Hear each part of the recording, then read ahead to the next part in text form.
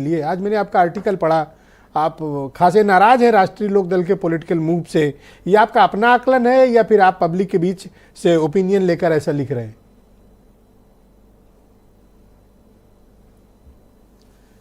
देखिए बिरजेश जी, कभी भी पत्रकार का अपना कोई आकलन नहीं होता। जनता के लोगों से बात होती है। मेरी लगातार पश्चिम के क्षेत्र के जो किसान हैं, जो जाट वर्ग के लोग हैं, उनसे बातचीत हो रही है। मानना हमारा ये है कि जयंत चौधरी का भारतीय जनता पार्टी में जाना कोई आश्चर्यजनक नहीं है।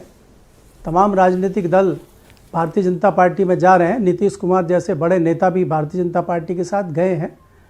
लेकिन लोगों का मानना ये है कि जयंत चौधरी को अपनी शर्तों के साथ भारतीय जनता पार्टी में जाना चाहिए था और अपनी शर्तें पूरी करवा के भारतीय जनता पार्टी में इस्टेब्लिश होना था। लेकिन अभी लोगों का मानना यह है कि जिस प्रकार से जयंत चौधरी गए हैं वो राजभर की कैटेगरी में आ गए हैं और अभी वो कितना वेट करेंगे, क्या करेंगे। और अभी भारतीय जनता पार्टी उनको थोड़ा सा उचित दूरी बनाए हुए है। ना उनसे अमित शाह मिल रहे हैं, ना उनसे प्रधानमंत्री मिल रहे हैं, ना उनका फाइनल हो रहा है कि उनको कौन कौन सी सीटें दी जाएंगी। भारतीय जनता पार्टी 27 तारीख को राज्यसभा के जो चुनाव हैं उसका इंतजार कर रही है और लोगों का मानना यह है कि किसान जो खासकर वेस्टर्न यूपी का है या जो जाट मतदाता है या राष्ट्रीय लोकदल का खांटी मतदाता है, वो कहीं ना कहीं इस मामले से नाराज है। दूसरा, जिस प्रकार से आपने देखा कि इन्होंने तमाम ऐसे प्रोग्राम किए जिसमें इन्होंने मुसलमानों के और उसको जो यहाँ पे थोड़ी तलखी बनी हुई थी जाटों में और मुसलमानों के बीच में, उसको ख़त्म करने की कोशिश की। कई सालों से इन्होंने बड़ी मेहनत की, तो उस मेहनत पे लगभग पानी फिर गया है। तो उससे भी कहीं ना कहीं कुछ लोग नाराज़ हैं। उनका मानना ये है अगर जाना ही था तो थोड़ा पहले चले जाते, अगर 17 में जाते तो नतीजे कुछ और होते, 19 में जाते नतीजे कुछ और होते।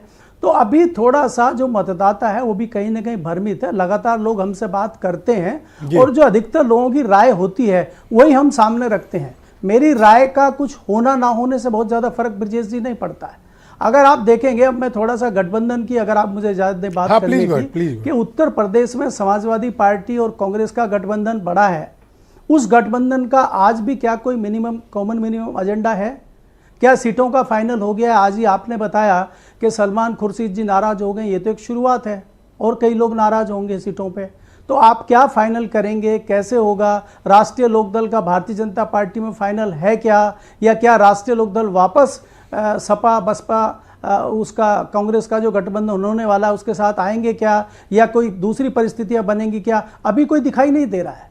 भारतीय जनता पार्टी अपनी चीज़ों को लेकर बहुत तेज़ी से आगे बढ़ रही है। जैसा कि आपने सबसे पहले भारतीय जनता पार्टी के प्रवक्ता से पूछा था कि मोदी जी ने खुद ही बैट उठा लिया है और वो चौके छक्के लगाना उन्होंने शुरू कर दिया। वो बनारस में 2 दिन थे।